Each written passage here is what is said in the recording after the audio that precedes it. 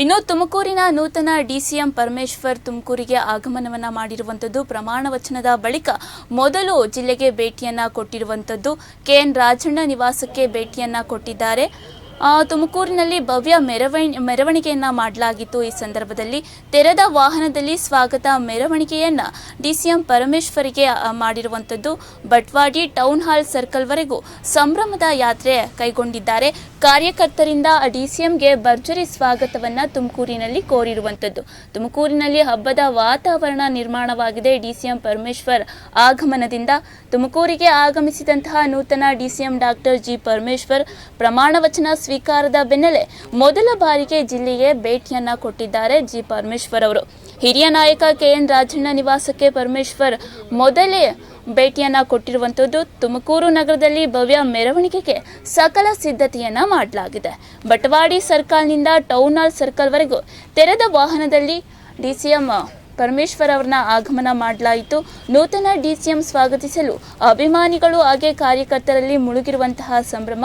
ತುಮಕೂರಿಗೆ ಮೊದಲ ಬಾರಿ ಡಿಸಿಎಂ ಆಗಿ ಪ್ರಮಾಣ ವಚನವನ್ನು ಸ್ವೀಕರಿಸಿದ ಮೇಲೆ ಡಿಸಿಎಂ ಪರಮೇಶ್ವರ್ ತಮ್ಮ ಜಿಲ್ಲೆಗೆ ಭೇಟಿಯನ್ನ ಕೊಟ್ಟಿದ್ದಾರೆ. ಈ ಕುರಿತು ಡಿಸಿಎಂ ಡಾಕ್ಟರ್ ಜಿ ಪರಮೇಶ್ವರ್ ಮಾತನಾಡಿದ್ದಾರೆ. ಏನು ಮಾತನಾಡಿದ್ದಾರೆ ನೋಡೋಣ.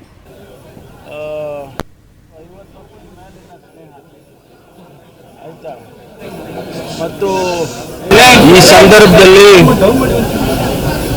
ನಾವೆಲ್ಲ ಒಟ್ಟಿಗೆ ರಾಜಕಾರಣ ಮಾಡ್ತಕ್ಕಂಥದ್ದು ಮತ್ತು ಪಕ್ಷವನ್ನು ಸದೃಢ ಮಾಡಿ 2028ಕ್ಕೆ ಅಧಿಕಾರಕ್ಕೆ ತರೋದಕ್ಕೆ ಎಲ್ಲ ಪ್ರಯತ್ನಗಳನ್ನು ಮಾಡಬೇಕು ಅಂತಕ್ಕಂಥದ್ದು.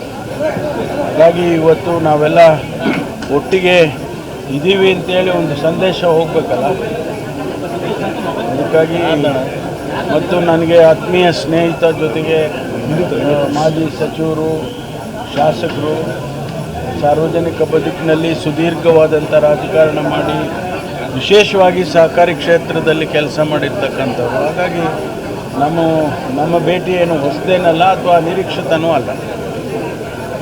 ನಿಮ್ಮ ಸ್ನೇಹಿತರು ಮತ್ತೆ ನಿಮ್ಮ ಜೊತೆ ಸೇರಿಸ್ಕೊಂತೀರಾ ಸರ್ ಸಚಿವ ಸಂಪುಟಕ್ಕೆ? ಪ್ರಯತ್ನ ಮಾಡ್ತಾ ಇದ್ದೀನಿ. ಆಗುವಂಥ ವಿಶ್ವಾಸ ಇದೆ ಸರ್? ಯಾವಾಗಲೂ ವಿಶ್ವಾಸ ಇಟ್ಕೊಂಡೇ ಮಾಡೋದಲ್ವಾ. ಪ್ರಯತ್ನ ಮಾಡುವಾಗ ವಿಶ್ವಾಸ ಇಲ್ಲದೆ ಪ್ರಯತ್ನ ಮಾಡ್ತಾರೆ ಯಾರಾದರೂ.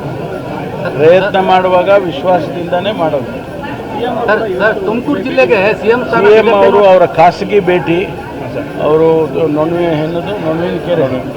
ನೊಣವಿನಕೆರೆ ಮಠಕ್ಕೆ ಭೇಟಿ ಕೊಡ್ತಾ ಇದ್ದಾರೆ. ಅದು ಅವರ ಖಾಸಗಿ ಭೇಟಿ ಆದದ್ರಿಂದ ನಾನು ಹೋಗ್ತಾ ಇಲ್ಲ ಅಲ್ಲಿ. ಸರ್, ಈಗ ತುಮಕೂರು ಜಿಲ್ಲೆಗೆ ಸಿಎಂ ಸ್ಥಾನ ಸಿಗುತ್ತೆ ಅನ್ನುವಂಥ ನಿರೀಕ್ಷೆಯಲ್ಲಿದ್ದರು ಸರ್.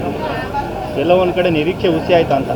ಇಲ್ಲ, ಹೈಕಮಾಂಡ್ನವರ ತೀರ್ಮಾನ. ನಾನು ಮೊದಲಿಂದನೂ ನಿಮಗೆಲ್ಲ ಹೇಳ್ತಾ ಇದ್ದೆ, ನಮ್ಮಲ್ಲಿ ಹೈಕಮಾಂಡ್ ಅಂತ ಇರ್ತಕ್ಕಂಥದ್ದು, ಅವ್ರೇನು ತೀರ್ಮಾನ ತಗೊಳ್ತಾರೋ ಅದಕ್ಕೆ ಬದ್ಧವಾಗಿರ್ತೀವಿ ಅಂತ ಹೇಳಿದ್ದೆ ನಾನು. ಇವತ್ತು ಅವರು ತೀರ್ಮಾನ ತಗೊಂಡಿದ್ದಾರೆ. ಶಿವಕುಮಾರ್ ಅವರು ಅಪಾರವಾದಂಥ ಅನುಭವ ಇರ್ತಕ್ಕಂಥವರು. ಅವರು ಉಪಮುಖ್ಯಮಂತ್ರಿಗಳಾಗಿದ್ದರು, ಪ್ರದೇಶ ಕಾಂಗ್ರೆಸ್ ಸಮಿತಿ ಅಧ್ಯಕ್ಷರಾಗಿದ್ದರು. ಹಾಗಾಗಿ ಇವತ್ತು ಅವರನ್ನು ಈ ಸಂದರ್ಭದಲ್ಲಿ ಹೈಕಮಾಂಡ್ನವರು ಪರಿಗಣಿಸಿದ್ದಾರೆ. ನಾವೆಲ್ಲರೂ ಅವ್ರ ಜೊತೆಯಲ್ಲಿ ಒಟ್ಟಾಗಿ ಕೆಲಸ ಮಾಡ್ತೀವಿ.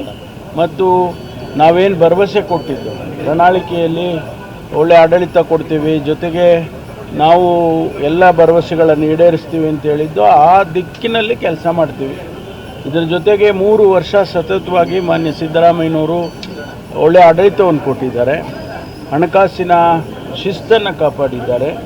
ಹಾಗಾಗಿ ಅವರಿಗೂ ಕೂಡ ನಾವು ಅಭಿನಂದನೆ ಹೇಳಬೇಕಾಗ್ತದೆ. ಕ್ಯಾಬಿನೆಟಲ್ಲೇ ನಾವು ಹೇಳಿದ್ದೇವೆ, ಆದರೂ ತಮ್ಮ ಮುಂದೆ ಹೇಳೋದೇ ಬೇರೆ ಅಲ್ವಾ. ಹಾಗಾಗಿ ಅವರು ಕೂಡ, ಅವರ ಮಾರ್ಗದರ್ಶನವೂ ಕೂಡ ಇರುತ್ತೆ ಸರ್ಕಾರಕ್ಕೆ. DCM ಆಗಿರ್ತಕ್ಕಂಥ ತೃಪ್ತಿ ಇದೆಯಾ ಸರ್? ತೃಪ್ತಿ ಯಾವಾಗಲೂ ಇರುತ್ತೆ. ಅತೃಪ್ತಿಯಾಗಿ ಯಾವತ್ತೂ ಇಲ್ಲ. ನಾನು ತೃಪ್ತಿಯಾಗೇ ಇದೆ. ಮಾನ್ಯ ಮುಖ್ಯಮಂತ್ರಿಗಳು ರಾತ್ರಿ ಭೇಟಿ ಮಾಡಿದ್ದಾರೆ, ಅವರಿಗೆ ಮನವೊಲಿಸೋ ಪ್ರಯತ್ನ ಮಾಡಿದ್ದಾರೆ. ಅವರಿಬ್ಬರ ಮಧ್ಯೆ ಏನು ಚರ್ಚೆ ನಡೀತು ಅದು ನಮ್ಮ ಗಮನದಲ್ಲಿಲ್ಲ. ಆದರೆ ನನಗೆ ಬಂದಿದ್ದ ಮಾಹಿತಿ ಪ್ರಕಾರ ಅವರು ಒಪ್ಪಿಸ್ತಾ ಇದ್ದಾರೆ ಅಂತ ಹೇಳಿದ್ದಾರೆ. ನೀವೇನಾದರೂ ಮಾತಾಡ್ತೀರಾ ಸರ್? ಅಲ್ಲ, ನಾನು ಅವಶ್ಯಕತೆ ಬಿದ್ದರೆ ನಾನು ಮಾತಾಡ್ತೀನಿ. ಸೆಕೆಂಡ್ ಲಿಸ್ಟಲ್ಲಿ ರಾಜಣ್ಣ ಅವರ ಹೆಸರು ಇರಬಹುದು ಅಂತ ಪ್ರಯತ್ನ ಮಾಡ್ತಾ ಇದ್ದೀವಿ. ತುಮಕೂರಿಗೆ ಇನ್ನೊಂದು ಸ್ಥಾನ ಕೊಡಿ ಅಂತ. ಅದು ಮುಂದೆ ನೋಡೋಣ. ಈಗಿಂದ ಹೇಳ್ರಿ ಅಂದರೆ ನಿರೀಕ್ಷೆ ಇಟ್ಕೋಬೋದು ಸರ್. ಕೆಪಿಸಿಸಿ ಅಧ್ಯಕ್ಷರ ಸ್ಥಾನ ಸತೀಶ್ ಜಾರಕಿಹೊಳಿ ಕೊಡಬೇಕು ಅಂತಿತ್ತು, ದಿಢೀರ್ ಚೇಂಜ್ ಆಯಿತು ಅಂತ. ಇಲ್ಲ, ಆ ರೀತಿ ಏನಿಲ್ಲ. ಆ ರೀತಿ ಯಾರಿಗೂ ಕೊಡಬೇಕಾಗಿತ್ತು, ಕೊಡ್ತೀವಿ ಅಂತ ಯಾರು ಭರವಸೆ ಕೊಟ್ಟಿದ್ದಿಲ್ಲ. ಅವರು ಕನ್ಸಿಡ್ರೇಷನ್ನಲ್ಲಿ ಇದೆಲ್ಲ ಎಕ್ಸರ್ಸೈಸ್ ನಡೆಯುವಾಗ ಹತ್ತಾರು ಹೆಸರುಗಳು ಬರ್ತಾ ಇರ್ತಾವಲ್ಲ. ಕಂದಾಯ ಖಾತೆ ನೀವೇ ಕೇಳಿದ್ದ ಹೈಕಮಾಂಡ್ ಕೊಟ್ಟಿದ್ದೀರಾ?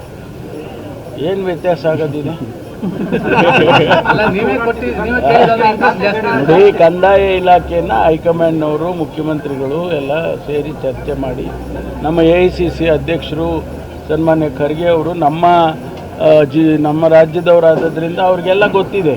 ಹಾಗಾಗಿ ಅವರಿಗೆ ಯಾವ ಖಾತೆ ಯಾರಿಗೆ ಕೊಡಬೇಕು ಅಂತ ಅವ್ರು ತೀರ್ಮಾನ ಮಾಡಿದ್ದಾರೆ. ಕೆಲಸ ಮಾಡೋದಷ್ಟೇ ನಮಗೆ ಹೇಳಿರೋದು. ಈಗ ಗೃಹ ಖಾತೆ ಮನೆ ಮನೆ ಪೊಲೀಸ್ ಒಂದು ಕಾರ್ಯಕ್ರಮ ಮಾಡಿದ್ದಾರೆ, ಇದೆಲ್ಲ ಕಂಟಿನ್ಯೂ ಆಗುತ್ತೆ. ಸರ್, ಯುವಕರ ಕೋಟಾದಲ್ಲಿ MLC ರಾಜೇಂದ್ರ ಅವ್ರಿಗೆ ಏನಾದ್ರು ಸಿಗುತ್ತಾ ಅಂತ ಚಾನ್ಸು? ಆ ಥರ ಒಂದು ಬೇಡಿಕೆ ಇದೆ ಅಭಿಮಾನಿಗಳದ್ದು, ಕಾರ್ಯಕರ್ತರದ್ದು. Okay, sir